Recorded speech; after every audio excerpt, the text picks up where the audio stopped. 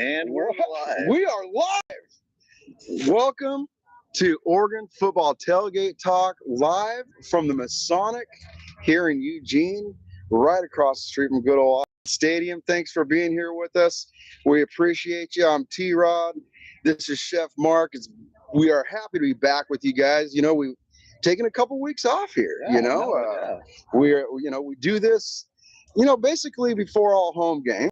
There may be a time or another that we choose to do something for an away game, but as of right now, we do them before all home games. See you every Friday night at 6:30 here live from the Masonic before all home games. So thanks for joining us. Appreciate it. Chef Marc, how you doing, my man? I'm doing well, T-Rod. No, I'm glad to be back here in the Oregon Football Tailgate Talk live studios here at the big Oregon Tailgate.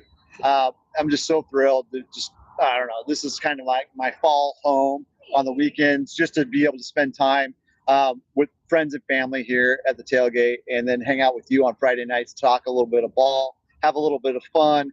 And I'm stoked. I really am stoked. Yeah, great to be back here. And, it's crazy that you actually kind of miss it. When we did we've done two. This is three. We missed doing it, and we've had so much fun, and we thank the subscribers that have already subscribed. All of you, appreciate you, family, friends, and everybody that's coming along. So I hope you enjoy the show, and let's get to it, man. Let's get to it. Yeah, absolutely. It's been a couple weeks since we last had a show. So this first segment is take two. And it's really what we want to talk about is what's our one offensive player and one defensive player from the Oklahoma State game. So that was 2 weeks ago, where Oklahoma State came to Autzen, visited us. We were friendly guests and went and beat their ass, right? Like, we whooped ass. It was eggs, bacon, and go whoop ass in Dan Lanning's fashion. And really, so it was just like one of those offensive and defensive games in which Oregon really showed up. So who's your guy on offense in that game 2 weeks ago? Remember that. It's not last week, 2 weeks ago here at Autzen, in which you were like, oh my God, like that guy really stood out. Like player of the game for me. Yeah, obviously, we could go with the obvious, Decorian Moore, and we had mentioned him prior to the game to see what else he was going to do, his growth, his evolution from week 1 to week 2, and obviously we saw that. And I would love to say that was the guy that I was looking at, but I'm gonna go at the other Moore. Okay. Right, because again, it was also his second game. What was his evolution going to be going to that second game? Was he going to continue to look as relaxed as he did in that first game? And I'll tell you what, I believe that he was even more so. Yeah. In command, never really looked hurried, looked comfortable, and in any uncomfortable situations that he may have been put in, I thought he bailed himself out well and accounted for himself well there. So yeah, I'm going to go with the other Moore on this one. That's awesome. No, and when I think about Dante and his performance in that game, it's hard not to see in my mind that touchdown pass to Benson. The thing was just a dime right up the seam, and just right on point in stride. Yeah. It was like one of those balls where Benson caught it at the backside of the ball. It wasn't like the basket catch the backside of the ball, because it was just so perfect. Well, the fact you said Benson caught it, right? Yeah, I mean, that was one of the things of Benson coming into this program. Oh, absolutely. Was can he catch the ball? How good is he at catching the ball? He drops the ball, whatever, and that catch was money. Oh, I mean, it could have been thrown any better, caught any better. And it was sweet to watch. Yeah, I'm looking forward to seeing more of that this season. Well, you said Dante. I'm going to go with Decorian. That's who I had on it. I think you said that is an obvious pick. But the thing about it was he needed to have that game to be a true freshman in Autzen, to score not only his first receiving touchdown, but his also first rushing touchdown. I thought that was very to showcase his skills. Was very just that breakout. He needed to have that. Yep. And the yards after catch, So that reception to the touchdown where he juked the guy, jumped over him, ran into the end zone, just showed his speed, and then same thing on his rushing touchdown where he got around the corner and just beat the guy to the pylon and scored the touchdown. And had the wherewithal to switch the ball to the right hand and sneak it inside the pylon. I mean, that's next level for freshman stuff. Right? Exactly. I mean, and that's what we are learning to expect right from this kid. And so, yeah, just excited about, what's going to be next for him. Yeah, I mean, we know he's questionable, this and that, but sky's the limit for that kid. Absolutely. And excited to watch him continue to grow and progress in this program. Absolutely.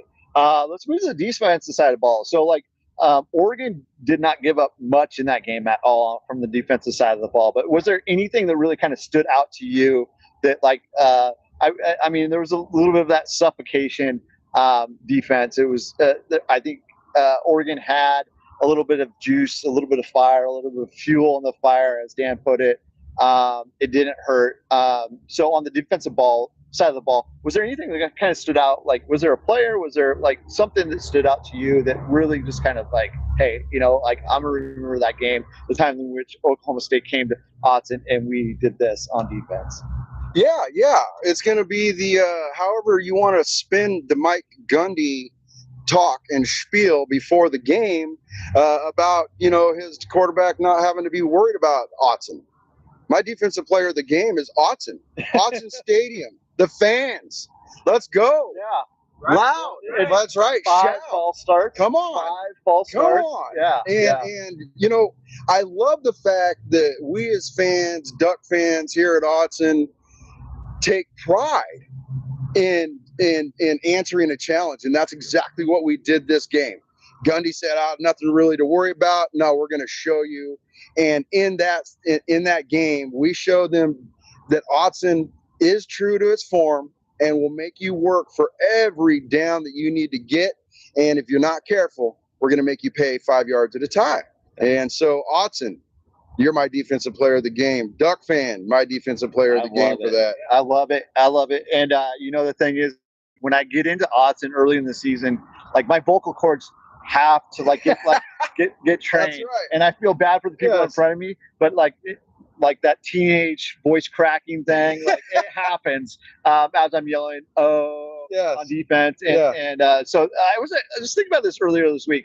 When I would yell as a fan, I generally start yelling at 19 seconds left in the play clock. Is there a certain time in which you start yelling, or do you just yell all the time, or is there any trigger, or you just Well, Chef Marc, as a former concert choir singer and jazz choir singer myself, I can hold my notes pretty long. So, I usually tend to start at that 33-second mark. And we can hold true. We can hold true for that. But, I think it's about the timing, right? They're, when you get started too late, doesn't quite have that impact. You get started too early, the sound starts to fade out towards the end. So, I like that 30-second mark. I can hold it pretty quick, and no pun intended, Mark. There you go. I like that. But, I tend to try to go for it, and your situation with the voice crack, we call that CFB puberty for the beginning of the seasons, right? We're still getting hair. We're still trying to figure things out as the season comes along. And yelling and voice cracking, that's CFB puberty for all of you who didn't know, as college football comes upon us after the off season. Yeah. So there you go. I should have tea in my cup this evening. It's just, as of right now, it's just water. So we'll just take it as rough as possible. Mine's not water. Thank you. All right. So on the defensive side of the ball for myself, when I think about this game, it's as a football fan, as a Duck fan, it's hard for me to remember a time in which a defense scored twice in that short a period of time. The fact that Jerry Mixon scored pick six, we kicked the ball back off. Within 2 plays, we have another pick six by Peyton Woodyard. And it's just back to back, literally just boom, boom.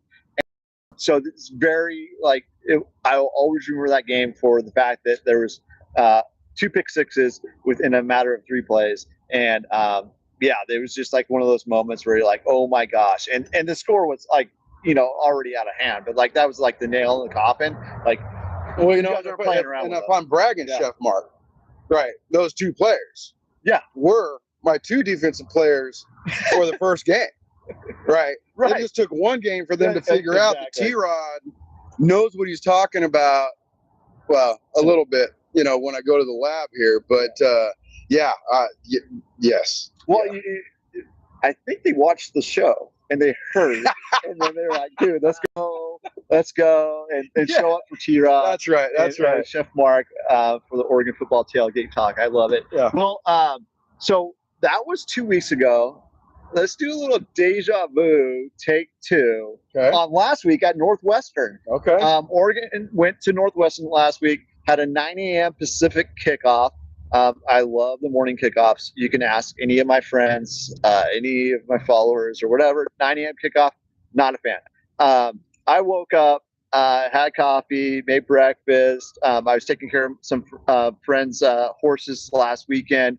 When tended to the horses, came back, watched the game, and I still wasn't quite into it. And it seemed like that game just it took a moment for us to get the momentum to get going. It wasn't too far into the game, but nonetheless, it just those 9 a.m. kicks for a Pacific time zone team. It's difficult, but do you have a player on offense in which you're kind of like, oh, that guy stood out to me? Yeah, and it's interesting that you talk about the way that you felt for that game, and I think a lot of us kind of felt that way for the game. I mean, my wife and I, we went over to our best friends' houses and had a great time, and or house.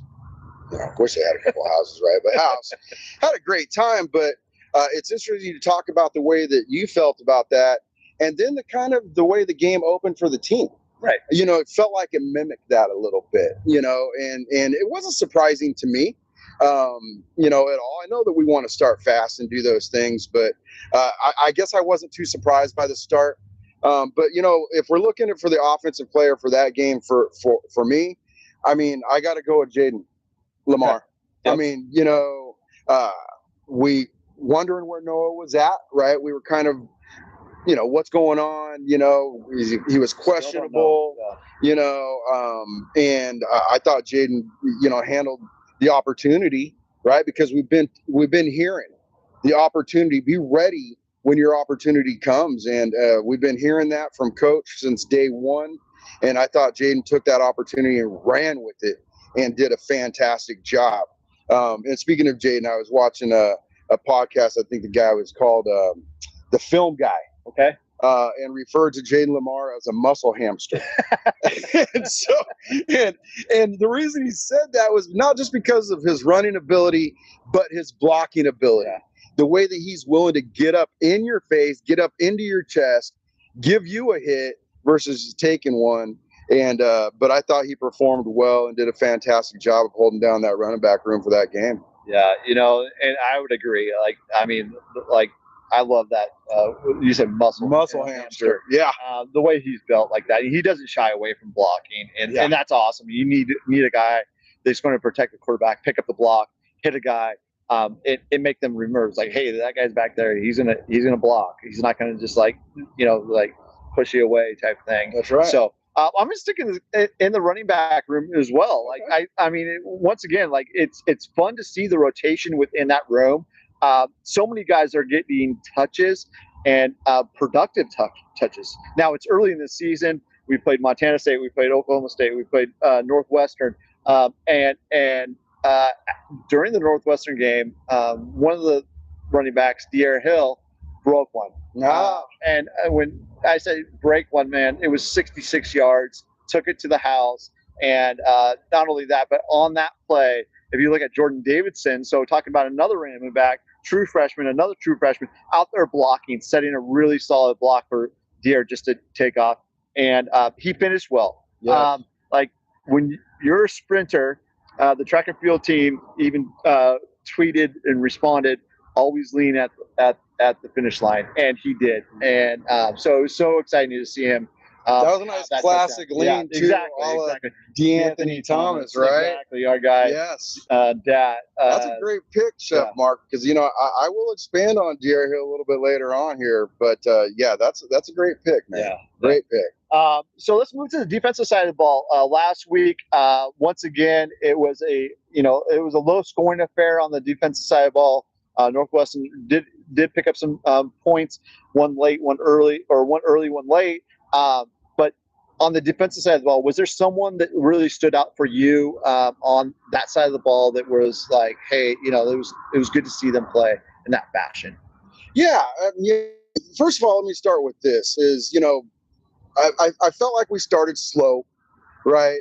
Whatever that means, but when you're going into conference, right? We're playing in the Big Ten conference, right? And then we're on the road for, in essence, a 9:00 game here. When you have Montana State and Oklahoma State, and let's remember, right, 62 out of 101 players for Oklahoma State were new. Yeah. Bodies are different. Bodies weigh differently. This is the Big Ten, people. So, our guys, I think, needed some time to adjust to what was across the scrimmage line from them, right? And so, but I felt like after a little bit, they kind of found their footing and really got into some good play there. I just felt like Tatum was. I just thought he was effective again, and I think we continue to see the growth with that kid. Not that he's from a football family or anything like that, but I just think he continues to progress in who he is. Yeah, listen, we have young Conquer, we got Mateo sitting there, and we know what he is, and one of these days I will pick him, but he's an obvious pick, right? I just felt like Tatum came to play again, as well as another linebacker. Right, but we're gonna go with Tatum on this one. I thought he did a fantastic job of doing what he was doing and played well. Yeah, and when I like that pick a lot. Like it to see Tatum this year, like one, his size, like he's grown quite a bit since he came to Oregon. So this is his third year, put on quite a bit of size in the last like 12 to 16 months or last year to this year.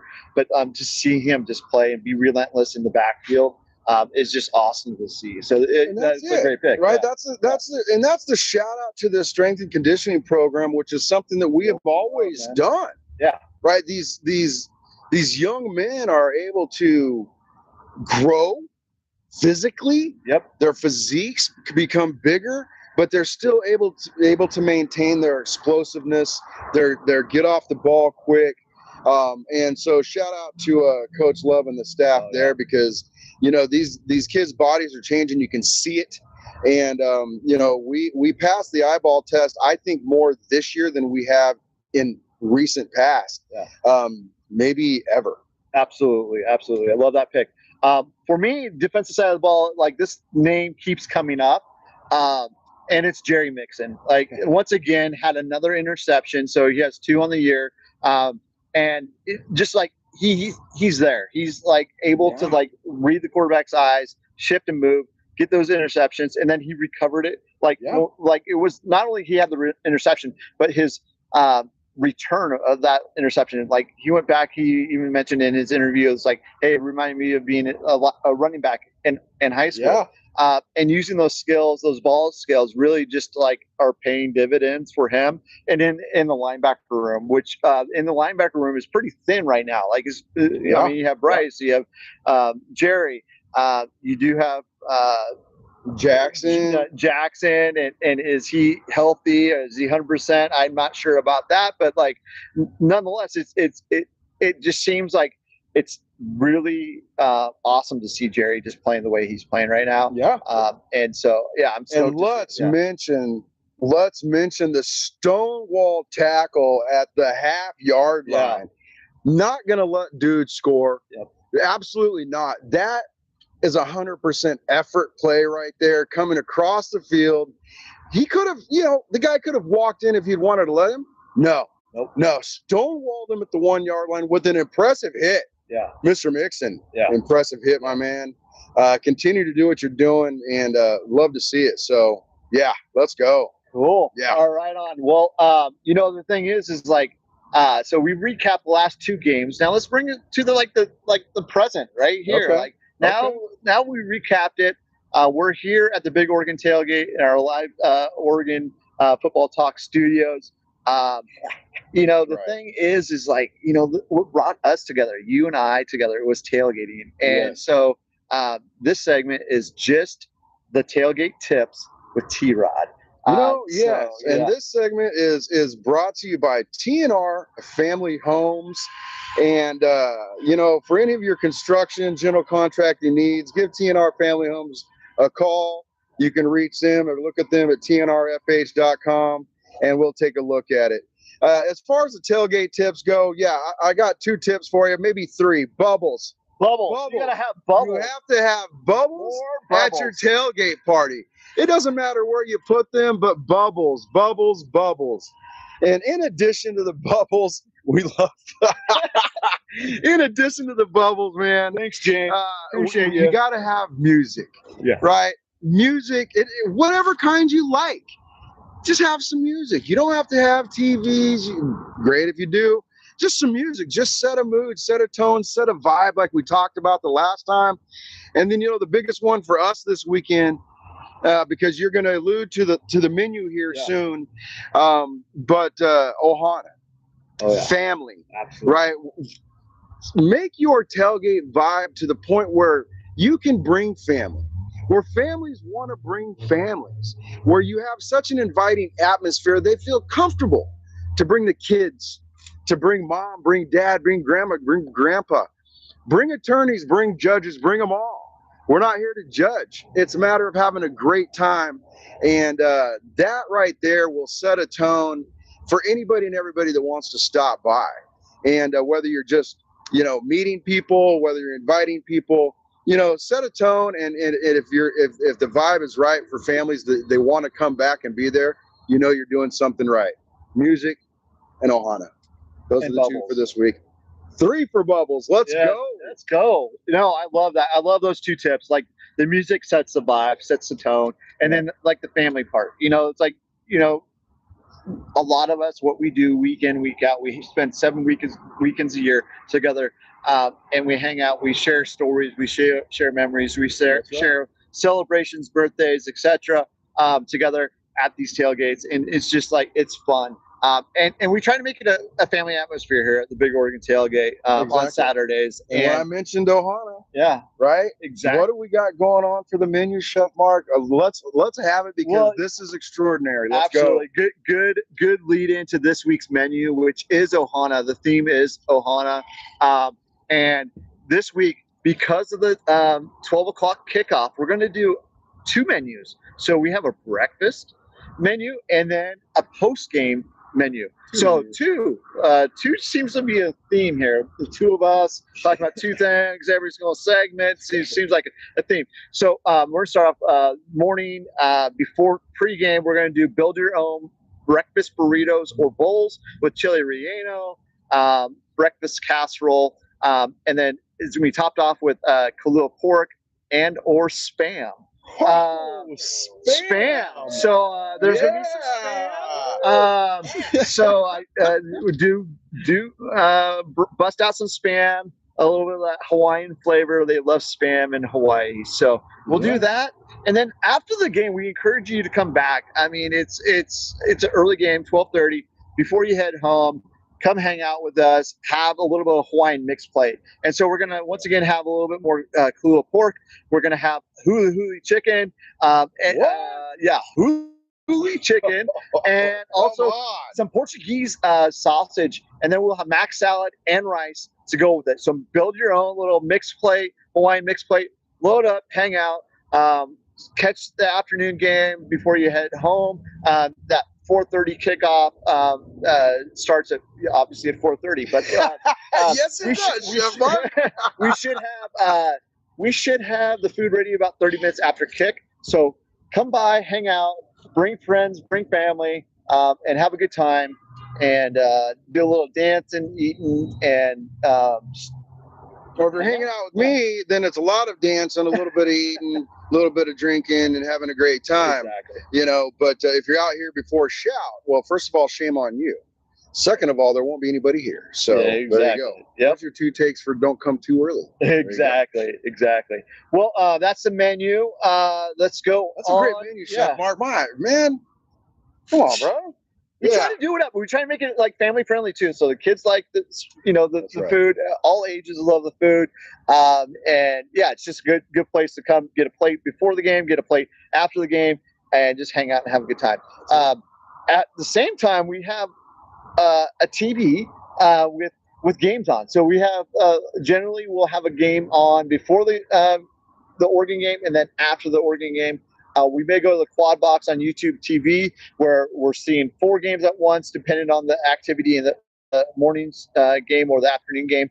The morning game this week, we're going to have Texas Tech at Utah. So we're going to have a Big 12 matchup.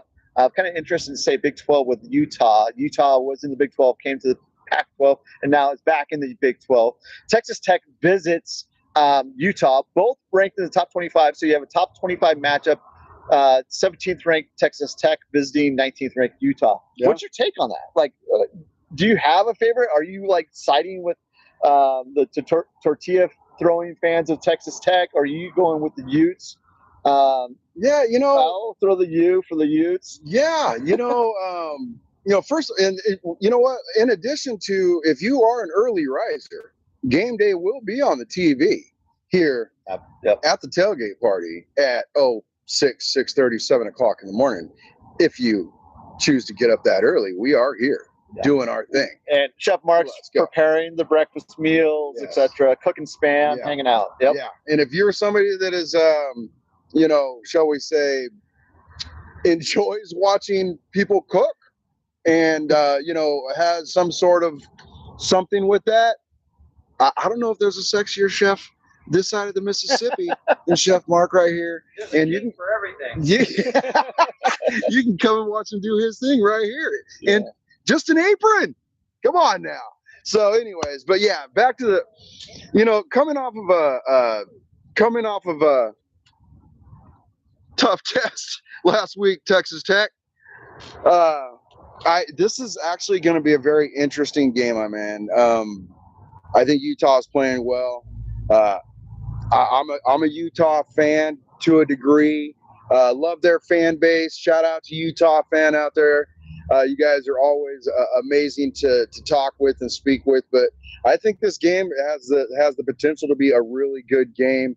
I just don't know about Texas Tech yet. There was no test. That was a joke last week. There was no test. You know, and we'll get to that later. But you know, I don't know. I just think I like Utah, their toughness in this one. And we'll see how it plays out. But, you know, go Utes. Go Utes. Come on. Yeah, no, playing at I also like Utah. I like Utah. You're playing at altitude. You're going into Provo, and it's like one of those things where it's like, hey, you know, it's not the easiest place to play. And yeah, I think they're going to show up and give Texas Tech, you know, it's going to be a good game. I don't think it's going to be just like one side versus it's like blowout, but it's going to be a competitive game. But I do side with the Utes on this one. I did throw the Utes, so I have to kind of stand on that. You're better now. Yeah. No guns up. You'll never see a W come out of those fingers, so you might as well understand. Exactly. So we'll have that game on, and then in the afternoon we have a Big Ten matchup. Illinois goes to Indiana, so we have 9th ranked Illinois. So Illinois AP poll 9th ranked. There's been some controversy over the AP poll the last few weeks, and how people controversy in AP poll. What exactly? No. The AP voters sometimes are a little bit odd. Let's say Oregon won last week and dropped 2 points or two spots this week, which whatever. Like in the end, like it will all come out in the wash, they say. But we have number 9 ranked Illinois visiting Indiana, The Rock. Did you know their stadium is called The Rock? No. Indiana Stadium is called The Rock. No. I didn't know that. I was like not researching, but like putting together these games. Like I was like, oh, at The Rock. So they're playing Indiana, who is ranked 19th. Indiana is actually our next home game after this weekend.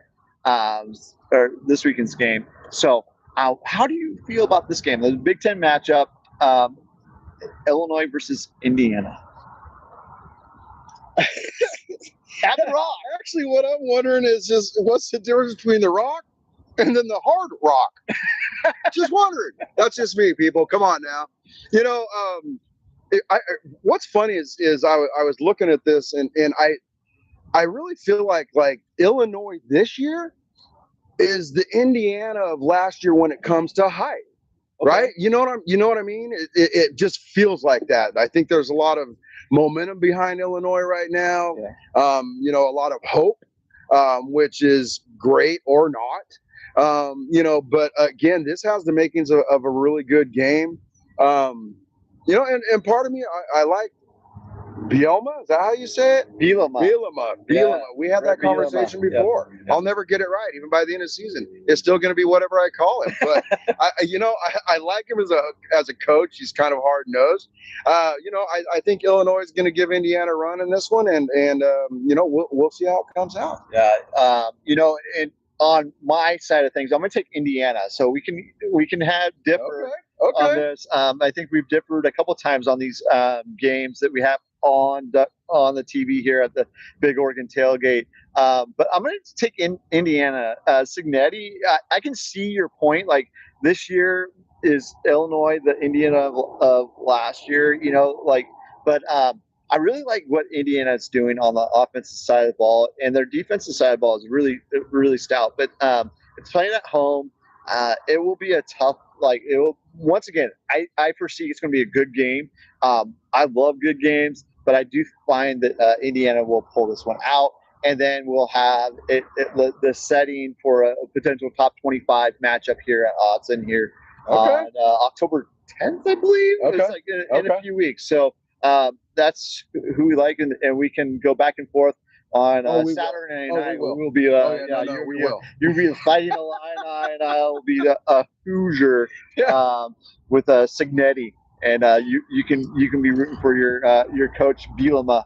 Bielma. All right, let's go to the Oregon game. So Oregon versus Oregon State. It is the Civil War, without a doubt. You can name it whatever you want, but it's the Civil War. Yeah. It's the last one before there's a break. A small break. A gap, a break, whatever you want to call it. It's the last one. And I'm excited. Like, I think that knowing some Oregon State fans, knowing some, friends and family, it's hard not to like we live in the state of Oregon. You're going to run across people that root for Oregon State. Yeah. Obviously, we're all Oregon fans here at the Big Oregon Tailgate. And, obviously this podcast, the Oregon Football Tailgate Talk, is for Oregon. But overarching views of what how this is coming to a pause before it picks up again. There's been rumors that it's going to pick up again in 2027. It hasn't been formalized or finalized. I guess the formality of it is coming together, but the actual announcement that it's going to pick up back in 2027 hasn't been announced by either school as of yet. But any thought on the Civil War going into this last one before the pause? Yeah. Prior to us moving to the Big Ten, when it was made, public that, now we're going, and there was a lot of people hurt by that, so on and so forth. And I was all for keeping the Civil War. I don't want it to go away. Didn't want it to go anywhere. But I'm also a believer that the Civil War has to serve a purpose. Yes, in-state rivalry. Yes, Oregonians, whether you live in Corvallis or you live in Benton County, wherever you're at, and then you're down here in Eugene, Springfield area, and whatever you're doing, I get that part of it. But I also believe it's ultra important that Oregon State be competitive. And the reason I say that is because at some point in time, outside of just the state, this game has to also serve a purpose for both sides, not just for one. right? And if it doesn't serve a purpose for us, then what are we doing here? We already take some of these other games that, are ones to get us warmed up for the season. I don't like the Civil War being a warm-up game. It needs to be something more than that. So, Beavers, figure it out. I don't know what it is. I wish that you guys figured it out. I want you to figure it out, because this game needs to be competitive for the future. And if this is what it's going to continue, you have 1 year to figure it out. 2026, we'll take the 2026 off. We'll let you guys try to figure it out. But, like I was mentioning earlier, Chef Marc, I tuned into a podcast which will remain unnamed. But they're a hurting unit over there right now. Yeah. And so, this game has to be good on both sides of the ball. Both teams need to be at least in a competitive realm, or I don't necessarily feel like we should continue to play it if it doesn't serve us any good at this point in time. But I am for supporting to keep it going. We just need Oregon State to be that better team. Yeah, no, I can see. I appreciate your sentiment. Like, I appreciate your take on it. Initially, I was like, hey, screw it, wash it. Like, I'm done. Like, let's move on.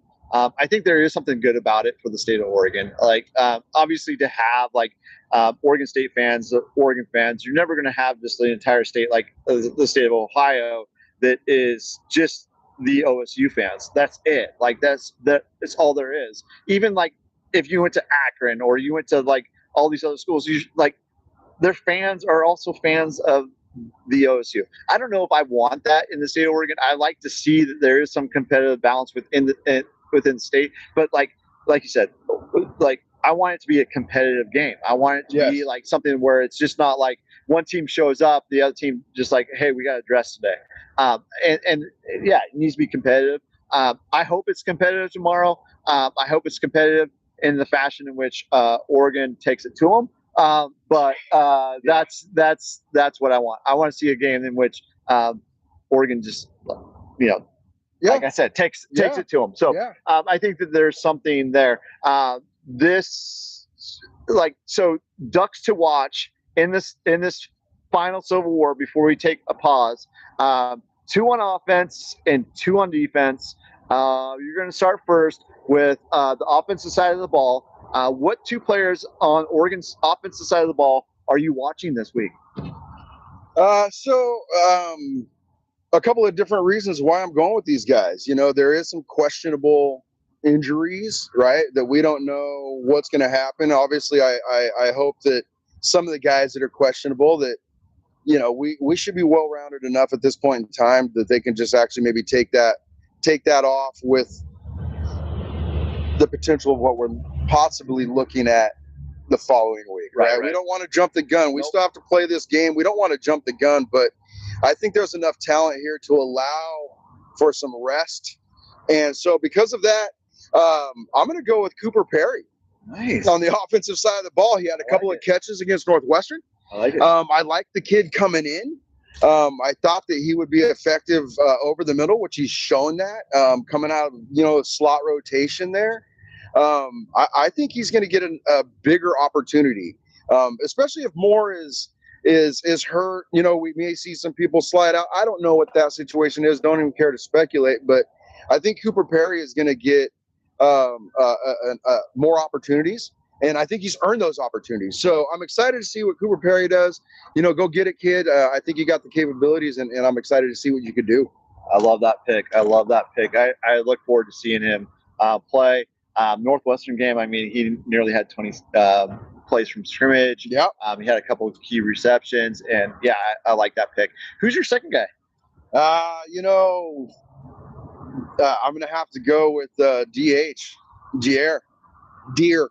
Deer Hill. Listen, we're from a hunting country here. We go out, we shoot rifles. I don't know about stuff like that. We shoot rifles. We have time. We go hunting.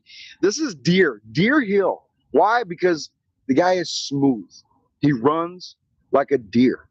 And, a lot of people have made comparisons, for him and what he's like, what he runs like. I'm going to go old school. I think he reminds me a little bit of Eric Dickerson. Old school, right? A little bit more of an upright runner. I'd like to see him get his shoulders down a little bit, get that pad elevation down a little bit as he comes through the line of scrimmage through the middle. But the kid is patient. He is explosive, and he has speed to finish. And I think with Noah, again, with the questionable nature of an injury, I don't know. Again, don't care to speculate. Didn't do any of that. But I think if that's the case, I think he continues to get more carries. He's earned them. Yeah. And I am excited to see what he can do with more touches behind the line of scrimmage, because he is dangerous. I love to watch him go, and he just glides. Yeah. He's smooth. Well, so Deer Hill. Yeah, Deer Hill or Deer Hill. Yeah. I met him just briefly after the Montana State game and just congratulated him on his first place from scrimmage, and at Oregon, and like, talk about an infectious smile. Like, the guy just like has a great smile. Was just full of just like, you could just tell joy and just like happy to be here. Yep. And I look forward to watching him play as well this weekend. For me this weekend, so I'm going to have 2 on offense and 2 on defense. That is the Duck 2 watch theme here. 2 on offense. I'm thinking about like these players in which they're playing their last Civil War, right? Okay. So these players that may not be here in 2027. So these players may not be here even next year. And so the first, I'm going to go with Kenyon Sadiq. I'd like to see him just kind of solidify a little bit of rhythm and connection with Dante Moore this week. He did have that touchdown pass last week. I'd like to see a little bit more from him, not only in the blocking game, but also in the receiving game, in which he's just finding those open spots. I think it's going to be key for him and Dante to get on that connection. Obviously, there's only one ball. There's a lot of weapons throughout. That running back room is continuing to rotate. The receivers keep on rotating. The tight ends, him and Jamari Johnson. But I would like to see Kenyon Sadiq to have a really kind of a breakout game.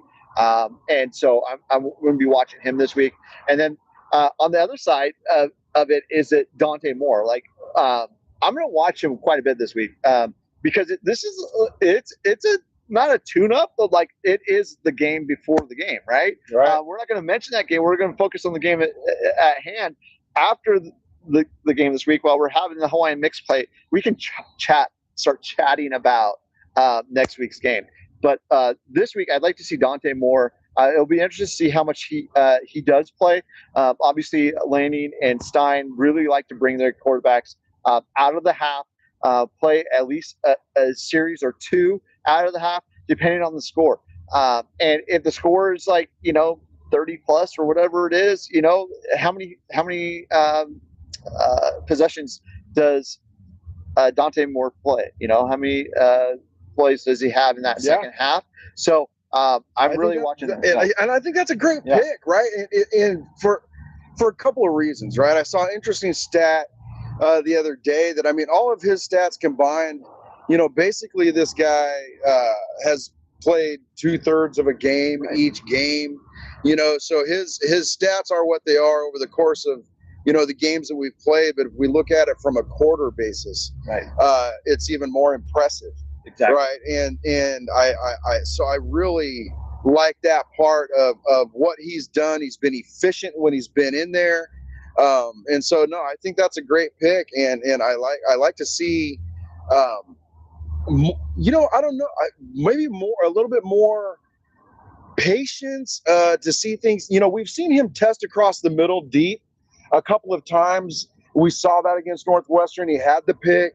But, I think he had, Kenyon running free underneath. But outside of that, I like that because there still is growth to take place, and the fact that the nation's just now taking notice. And you have to be careful because you also don't want to show your hand, right? You want to be efficient. You want to be accurate. You want to run your offense, but you also don't want to show your hand going into next week's game. So so it's going to be interesting to watch that. Let's flip over to the defensive side of the ball in the Ducks 2 watch. Okay. So defensive side of the ball, who do you got? Two guys. Two guys. Mr. Terrence Green. They do. I think he continues to get his opportunities and make the best of them. I think he's coming in somewhere behind Tion Gray, right? I believe that's kind of, that position group for him. But I think he's been effective when he's been in there. I think he's had opportunities that he's taken advantage of. And I'd like to continue to see growth from him, because that rotation, for that defensive line is going to be so important to staying healthy and continuing to be efficient, aggressive, and to have an impact game in and game out, especially as we start to look at going deeper into the Big Ten season after this weekend. And so Terrence Green, for me, on the defensive line is one that I think is going to be an integral part of what we're doing. Yeah, and the thing about when I think about Oregon State and I think about like this Civil War, there was a few years ago in which Oregon State ran the ball again, ran the ball again, ran the ball again, ran the ball again. And I can just go on and on and on. Like it's just like they did that game. They did.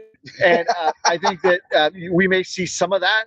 They're going to try to control the game and control the clock because they want to get out as soon as possible. And the way to do that is to run the ball, right? Right. And so to see the middle of the line really kind of stop that run, I love that pick. Okay. And see how it's a tune-up. It's a game in which we're going to see two running backs next week that are top tier. Yes. And so it'll be key to see how this run game really kind of steps, or defensive run game kind of steps up this week. That's right. Yeah. That's right. Yeah. And then my other one,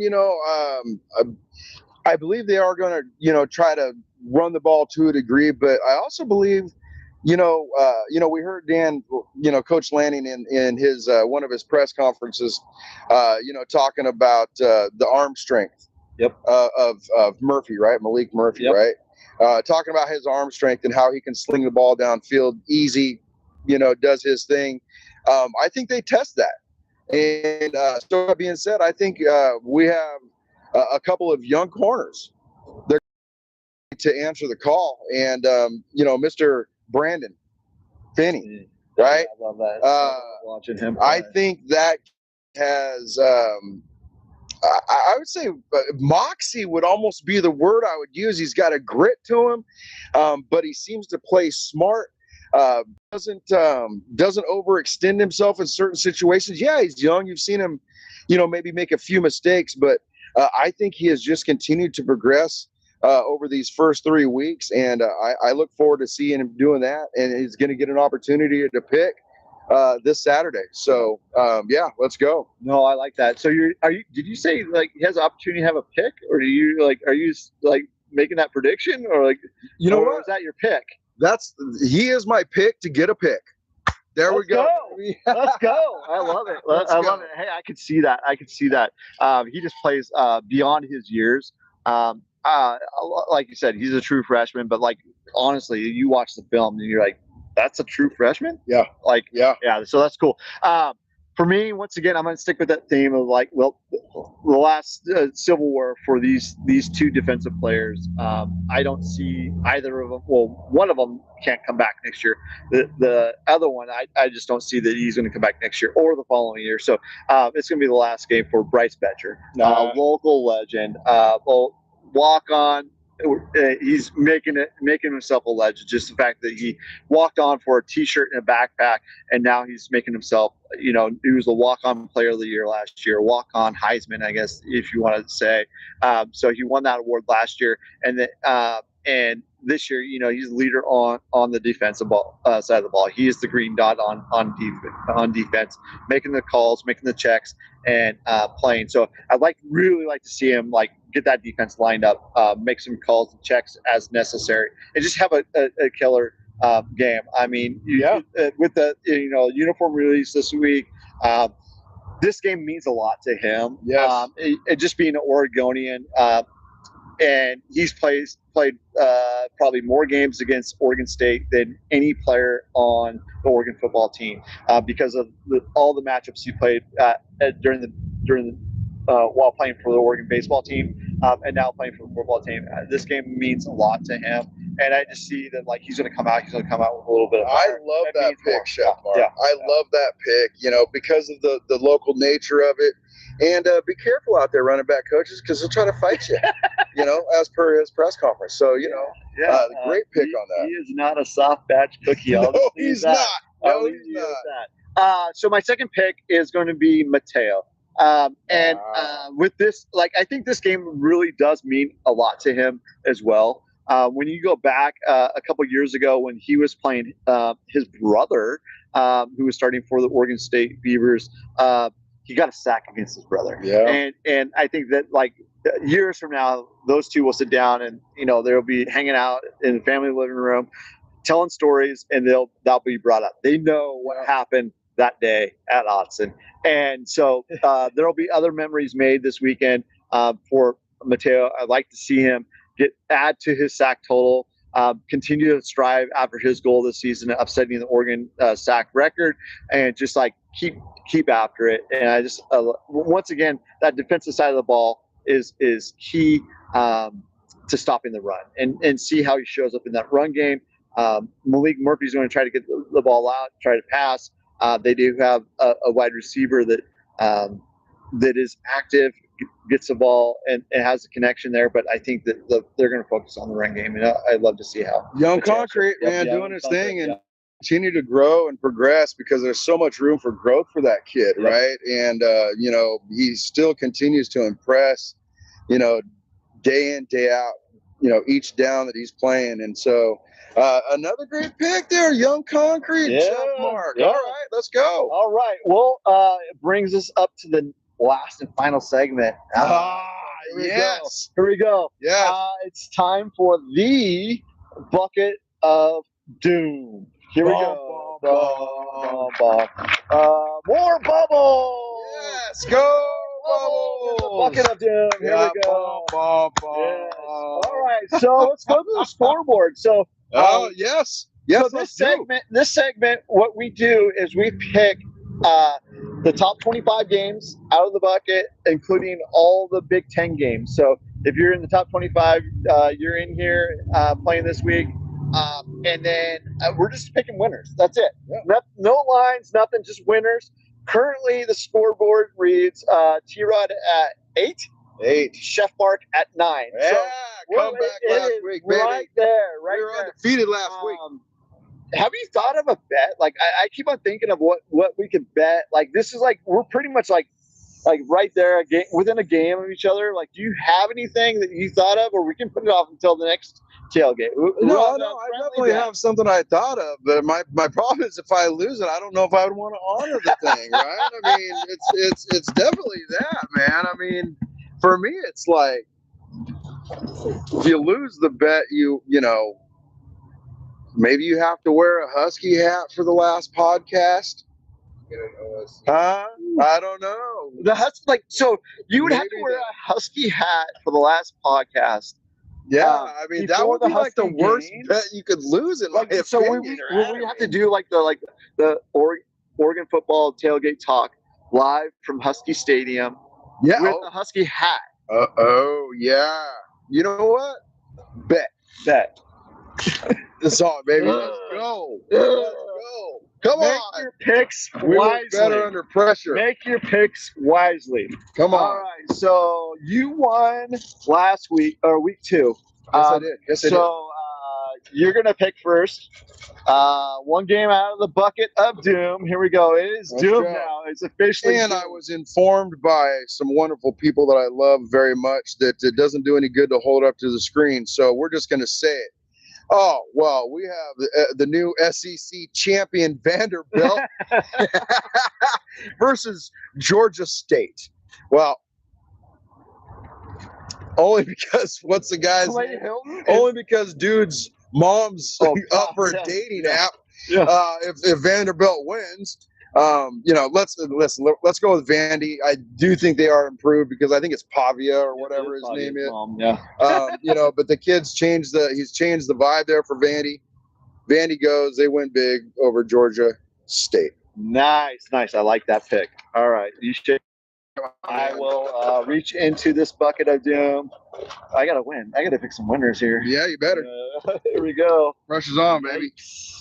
I have Florida State, Kent State. Florida State. I was surprised when I was looking at this. Florida State's ranked 7th. Yeah. Florida State's ranked 7th. Okay. Yeah. Versus Kent State. I'm picking Kent State. No, Florida State. Come on now. No guts, no glory. Exactly. Can you imagine? Yeah. I don't know. I mean, I don't see but it is Florida State overrated, or are they right where they should be right now? Because they're coming out of the blue, right? Well, it'll be interesting to see what happens within the ACC when the two Florida schools, not the Gators, but Florida State versus Miami. That may be like the game of the ACC. You know what? Season. Yes. All right, next game on the docket here, Notre Dame, and we have number 24 Notre Dame. How is that? Yeah. What are we doing here? 2 losses. Two losses, and they haven't looked good in those losses. Why are they still ranked? I mean, are you telling me that Notre Dame is better than, I don't know, however many other, teams in the country at 24? Shouldn't even be ranked. That's a disappointment. No, but they are playing Purdue. So, Boilermakers, man. We're going to go with the Irish, Fighting Irish. On this one, even though you shouldn't be ranked, you don't deserve it yet. And I will say, I do have some family members who are Notre Dame alums. So, once again, but honestly, you have 2 losses this early in the season, and you're still ranked. Make it make sense. Okay. Yeah. People. Yeah. Make it make sense. Make it make sense. Yeah. All right. My second pick. I also have to say that there's 19 picks in the bucket this week. There's top 25 and all the Big Ten schools. I did use Copilot to pick it out, and for the second week in a row, the Washington game was not. Huskies are not recognized. So, not recognized by Copilot once again. Microsoft fixed that, or UW talk. Or don't fix it. Or talk. UW talk to your Microsoft people to get that fixed. I don't know. Yeah, don't talk to Jed Fish because he's on his way to UCLA. So hey, it's just me. I don't know. Or is he on his way to Florida? Or Florida? I don't know. Who knows? Yeah. He's not. All right. Next up, I have Tennessee at UAB. Trent Dilfer and the Dragons versus Tennessee. I'm going Tennessee. Tennessee looked good last week. You know what, man? Unfortunately. They lost that game to Georgia. They kind of botched it, if you ask me. They should have won that game. Was he wide right? They played to win the game? I don't know. That was rough. They had that game going. But Georgia somehow prevailed. All right. Oh, this is a good one here. We have number 11 Oklahoma versus number 22 Auburn. This is a game. This is a game. And you know what? Who's Oklahoma's quarterback? You like the guy, right? Yeah. Matt Tier. Yeah, Matt Tier. That's right. And Arbuckle, their offensive coordinator. And they looked good, and they've looked good. Yeah. Listen, I don't dislike Auburn. I just dislike them in 2010, right? But I think Oklahoma's looked good. But you know what? I'm going to go with Auburn on the road. On the upset, on the road. I think Auburn's defense shows up a little bit. War Eagle. War Eagle. We'll have to tell the story about that later, but or another time. War Eagle, baby. If I had an SEC team for the Auburn Tigers, if I had an SEC team, it would be Auburn. Okay. Okay. You know what? And some of the best fans I ever met, 2010. I thought Auburn fans were absolutely fantastic. So kudos to them as well. Well, and the thing is speaking of a bucket list item is to watch Auburn versus Bama at Jordan Hare, Iron Bowl. In Auburn, Alabama. One of these days when I win that Mega Millions, $423 million, that'd be nice. Then you're taking me. So well, yeah, exactly. We're on the money. TJ, just boom. Come on, now. Let's go. All right. So I have Iowa versus Rutgers. Iowa goes to Rutgers. This is a tough. So Iowa. I can't get a read on them. I picked Iowa a few weeks back versus Iowa State. It was the Cy-Hawk game. So Iowa Hawkeyes versus the Iowa State Cyclones, and I took an L there. And so I'm going to go with Rutgers at home. Okay. I just think from the offensive standpoint, I think Rutgers can put up points. Iowa still has not proved in the last decade plus that they can score points. The Scarlet Knights. Yeah. So, and I'd say that knowing full well that Oregon has to go to Iowa is it next month? Yeah. So if you play varsity letter sports or varsity level sports at Rutgers, do you then get a scarlet letter? Don't know. Let's go. All right. Next pick. So you pick number 4 for T-Rod. Oh, one we talked about earlier, number 16, Utah versus the Red Raiders of Texas Tech. Yep. Number 17, Texas Tech, and Utah. I'm gonna still stick with it. Go Utes. Go Utes. That's it. Go Utes. All right. Let's do it. Bucket of Doom. Pick number 4 for Chef Marc. Here we go. I have LSU versus Southeast Louisiana. So I'm going to go with LSU. But does LSU score more than 30? Oh. Well, I mean, if you listen to Brian Kelly, his press conferences, there's a reason why they don't. So you got to listen to that. Yeah. So I got LSU over Southeast Louisiana. Okay. Last pick for T-Rod for this week. Make it good. What do you got? Georgia Tech and versus Temple. Listen, I think Georgia Tech's on to something. Yeah. Number 18 in the country right now. I think that they're fun to watch. I actually tuned into a little bit of their game last week. I think it was. I don't even know who they were playing. Just tuned into a little bit. I think they're on the right track. And when Georgia Tech's good, I think it's better for the ACC. Yeah. So there we go. Right on. Georgia Tech, baby. Yeah. All right. Last pick for this week. Let's go back into this bucket of doom. Let's see. What do we got? Maryland, Wisconsin. Maryland goes to Wisconsin. Wisconsin let me down. Yeah, man. This is one to pick. The Terrapins go to the Badgers. Maryland has a young quarterback, and I'm impressed by him. I really am impressed by him. Wisconsin, they did score some points versus Bama. This is kind of a toss-up. I think it's going to be a competitive game, but I'm going to take. Gosh, man, I'm waffling here a little bit. I'm waffling just a little bit. Yes, you are. I'm gonna stick with the Terrapins. My first instinct was Maryland Terrapins. I'm gonna stick with it. I'm gonna make that pick right now.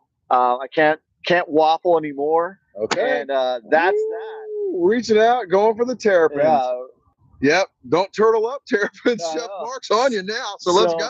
So we'll give the results at our next tailgate, which is the Indiana game. Yeah. And so we'll give a score update to find out who gets the privilege or to put a University of Washington Husky hat on the other person's head. That is man. That just hurts already for one of us. I feel your pain, Chef Marc. Stay tuned. Like, subscribe, share with your friends. We'd love to see you. Comment, like, and subscribe. We appreciate the comments tonight. Thank you for tuning in. Chef Josh, thanks for being in there. Matt has been in there. Chef Josh recommended the bet be a get an OSU tattoo. Yeah. I don't have any tattoos, so I'm not going to get my first tattoo as a beaver. And so we'll just leave it as that. Thanks for giving Matt directions to the tailgate. Yes. His memory isn't the best. Yeah. Matt, and then Mike Lee right on. Good to see you in there. We look forward to seeing you tomorrow. Mike Lee is making the Kahlua pork. He's bringing a ton of it. Come down, enjoy it. It's delicious. It is delicious. Yes. It's something I look forward to every single year, every single tailgate season. Mike makes that Kahlua pork that is delicious. Yes. And that's pretty much it. You know, let's come and see us, people. Yeah. You know, we'd love to see you here. You know, thanks for listening. Like and subscribe, comment. We just appreciate you guys. And, you know, have a great night. Have a good weekend. And go Ducks.